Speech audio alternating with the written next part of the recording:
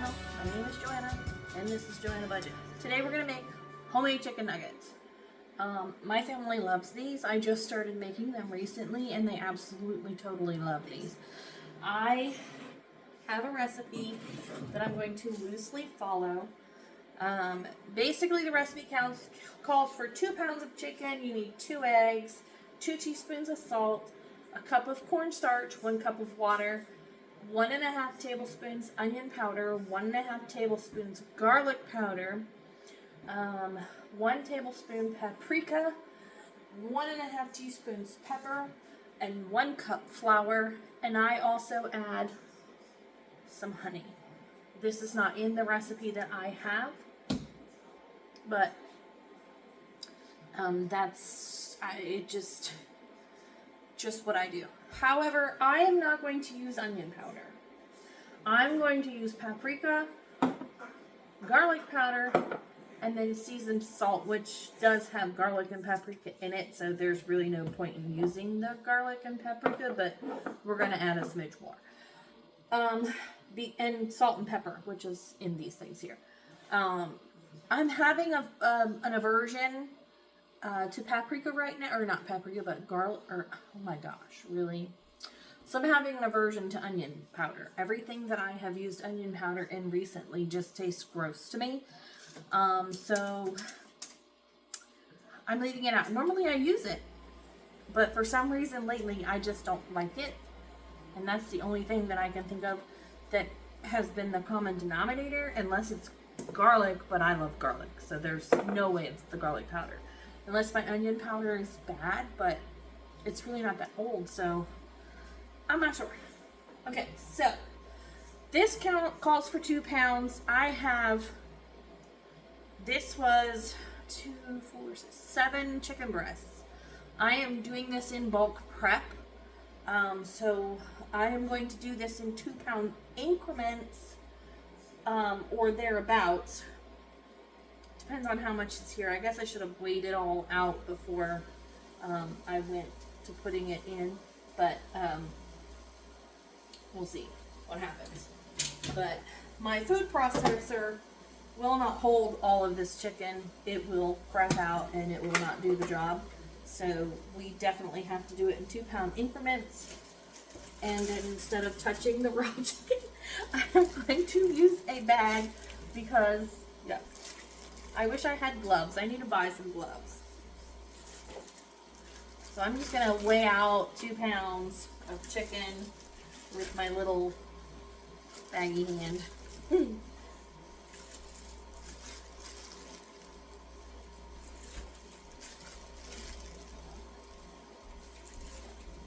Typically, 2 breasts is about 2 pounds. Is what I've got. Depends on the size of them. It could be more, it could be less.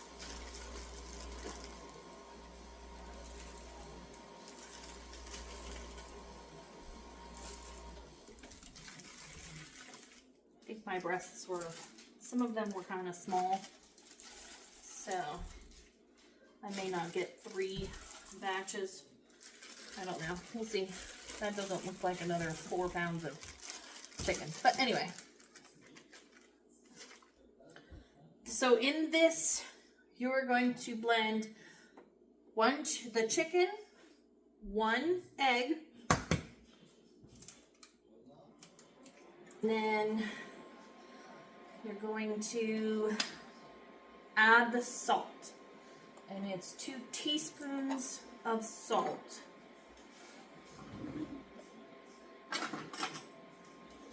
Per 2 pounds of chicken, which seems like a lot. But you don't put much salt, or any salt that, for that matter, in the batter. So, all right, and then you take it, put it on your food processor, and you grind it all up. Now you can use ground chicken for this and still grind it up into it's whatever you have on hand. I don't buy ground chicken, I just buy breasts. So I'm just using breasts, and I took out like a whole container full of frozen breasts and thawed those all out, and this is what I got because I'm trying to bulk batch it. So, yeah.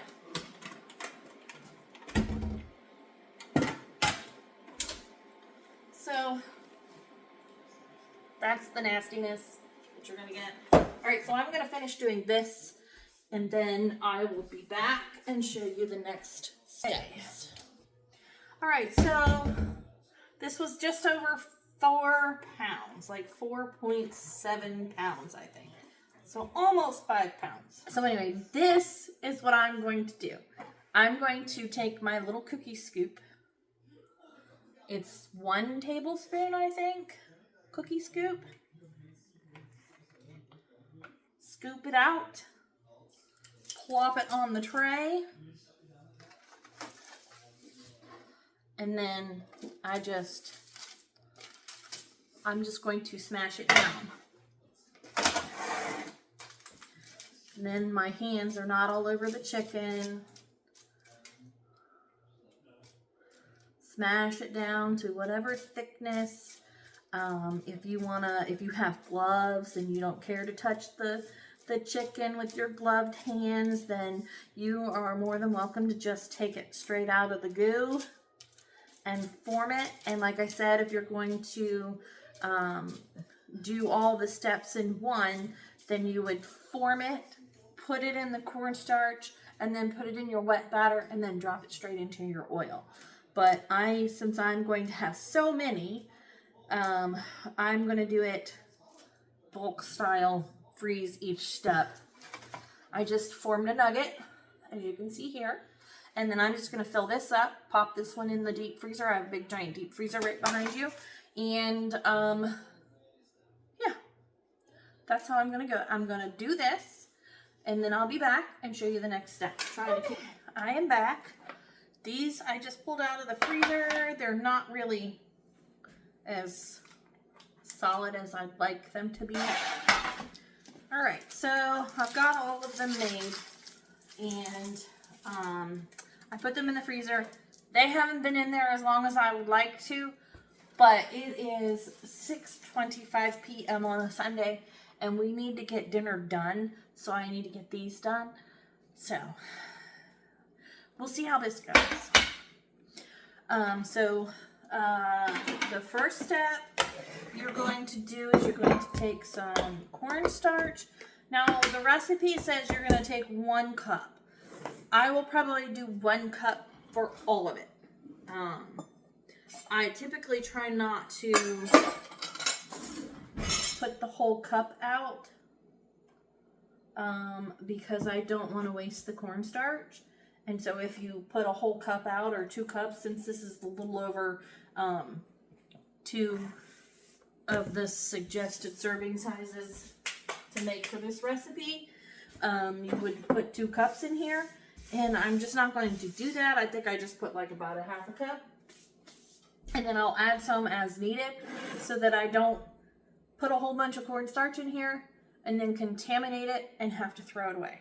To me, that's not budget friendly. So that is that. And then I'm going to make my wet batter. I'm going to put it in a pie dish because it works better for me.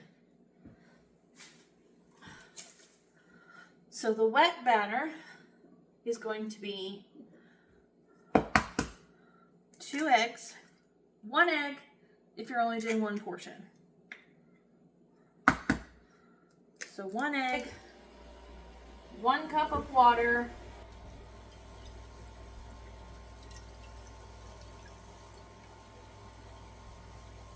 this pan might not be big enough.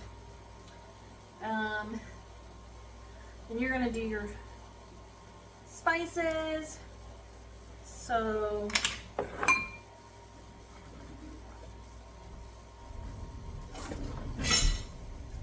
it says 1.5 tablespoons of onion powder, 1.5 tablespoons of garlic powder, 1 tablespoon of paprika, and then 1.5 teaspoons of pepper. So I since the seasonal, because I'm going to do seasoned salt instead of the onion powder, already has paprika and onion powder and all of that jazz in it. I'm only going to do 1 tablespoon for mine because I'll get more of it in the other mixture.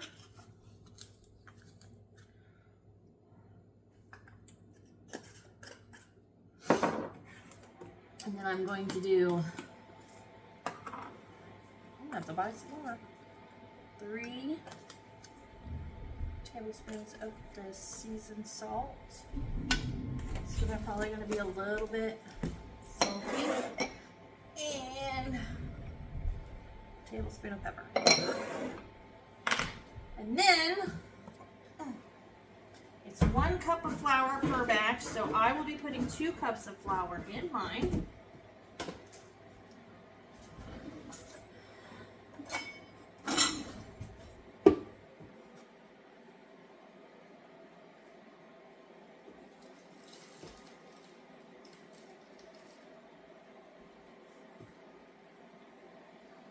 I know that was a little more than 2, but it wasn't all the way full, so I add a little extra. And then I should have had a bigger bowl.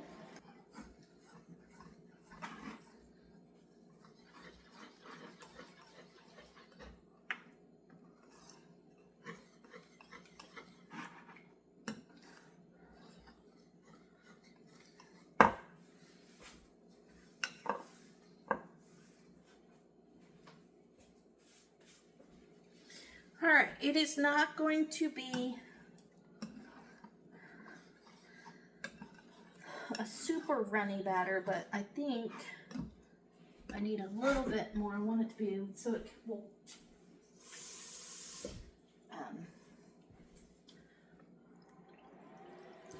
stretch further. I'm going to put a little bit more water in it to thin it out just a little bit. Nuggets. So, alright. Get you a fork. And yeah, these didn't stay in there a whole lot. Some recipes will tell you to do this part, the cornstarch. This is way too much cornstarch. The cornstarch part, and then freeze them. Some don't tell you to freeze them at all. It just depends on how you're gonna go, what works for you, I guess. And one of the reasons why I freeze them is because they tend to fall apart. And then you waste batter. Ooh, these are large, very large nuggets. So, there's too much batter on this one, but it was falling apart and I had to take it out, and I really did just drip stuff on my shoe this time. So you're just going to do cornstarch, batter, and put it on your tray or straight into your oil, however you want to do it. But you definitely need to freeze them.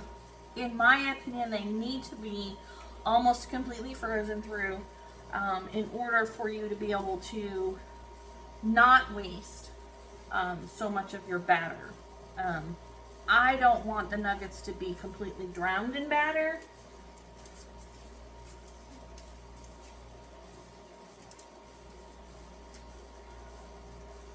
But, you know, here we are. All right, so cornstarch.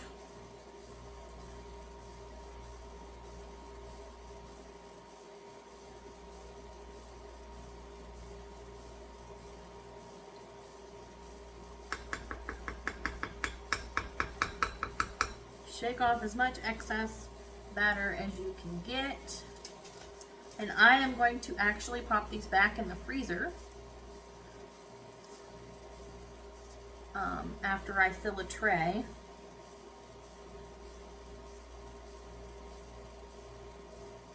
Just because I've got so many trays to do and it'll just work out better. This is, you know, bulk prepping.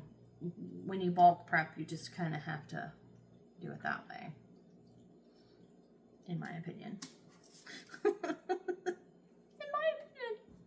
right, so I'm going to go ahead and finish all of these, and then I'll be back for the frying process. So I'm going to do, freeze, do, freeze. And then I'll be back for the frying process. Okay, some time has elapsed. I got all of them battered. I actually had to make more batter, and as I was coating mine, I realized I forgot to put my honey in it, and it's fine. It'll turn out just as delicious. I just have regular vegetable oil, and I preheated it. I'm gonna just leave it on 375 because it's going to cool off and heat back up. So what I'm going to do is do one fry for approximately 3 minutes. So I'm just going to do it like this and hope that nothing sticks.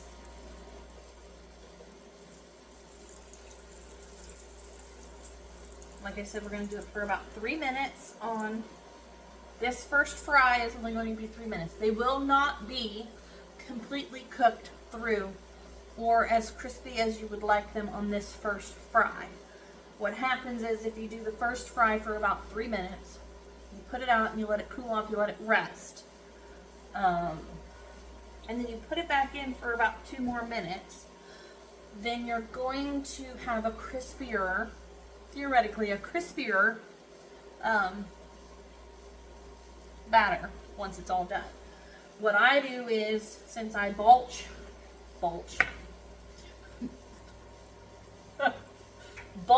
batch these to put in the freezer for quick grabs and quick meals and things like that, I only do the first fry. I let them cool, and then I put them in the freezer and let them freeze, and then I take them off the tray and put them in a bucket in the freezer, and then you can just take them out as you need. They won't stick together, and that kind of thing.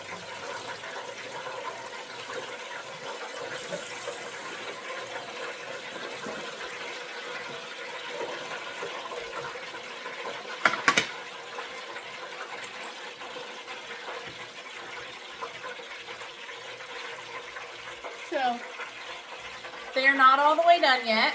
This is just the first fry, so I'm just going to let them sit here for a few minutes, rest, and then we'll put them back in for the final fry, because some of these I am actually going to keep out in case Kipton doesn't like the chicken sandwiches.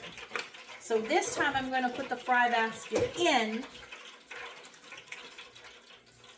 and then drop the nugget and make sure it's not going to stick.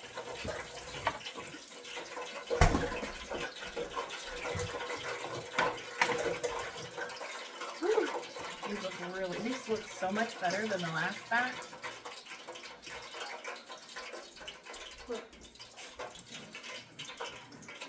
Yep.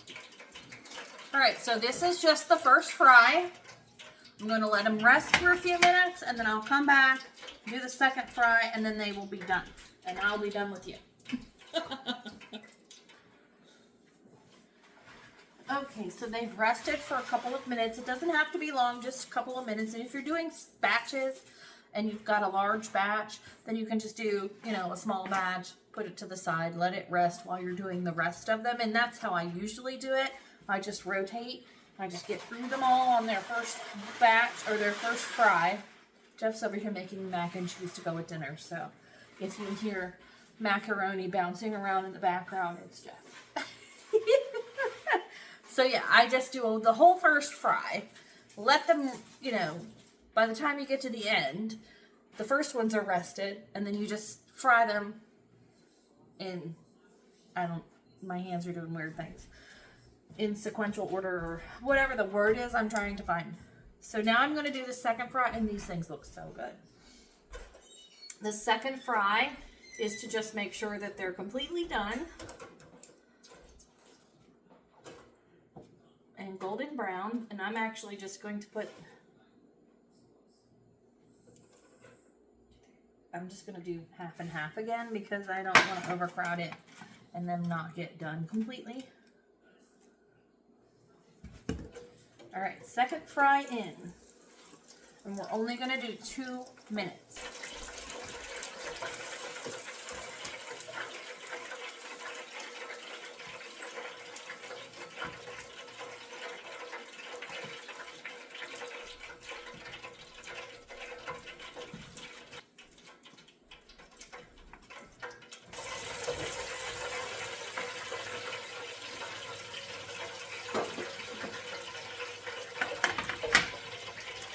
Okay, so the second fry is now done. Look how beautiful. And this is what, listen, I'm paranoid. 165 or better. They are done. Done. And these ones have been out a little bit longer.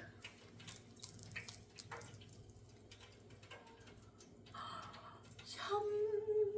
They're crispy. Oh, hot. It tastes so much better than McDonald's or Burger King. They would have been a whole lot better for me, personally. If there was honey in it, it would have just given it a little bit of a sweet kind of festival or fair.